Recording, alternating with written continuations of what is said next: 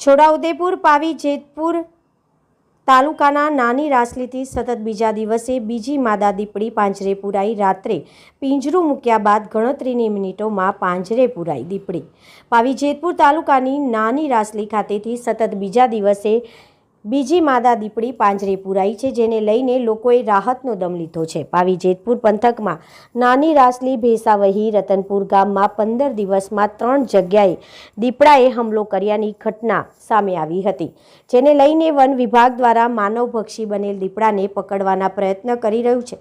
ત્યારે ગઈકાલે નાની રાસલી ખાતેથી 1.5 વર્ષની માદા દીપડી કીવ ખાબકતા તેને રેસ્ક્યુ કરીને જબુ ગામ ખસેડી હતી, પરંતુ ગ્રામજનોએ અન્ય દીપડ પણ હોવાનું રજૂઆત કરતા પાવી જેતપુર વન વિભાગે સાંજના 4:30 વાગ્યાના અરસામાં રમેશભાઈ દેશિંગભાઈ રાઠવાના ખેતરમાં બકરાના મારણ સાથે પિંજરું મૂક્યું હતું। ત્યારે રાત્રિના લગભગ 8:30 વાગ્યાના અરસામાં ખોરાકની શોધમાં ફરતી 2.5 વર્ષની દીપડી પિંજરામાં પહોંચી હતી અને બકરાને લઈને ભાગવા જતાં પિંજરું બંધ થતાં દીપડી પાંજરે પુરાઈ ગઈ હતી, જેને વન વિભાગે જબુ ગામ ક્વિક રિસ્પોન્સ સેન્ટર ખાતે ખસેડી પ્રાથમિક સારવાર આપી જાંબુઘોડા રેસ્ક્યુ સેન્ટર ખસેડવાની તજવીજ હાથ ધરી છે।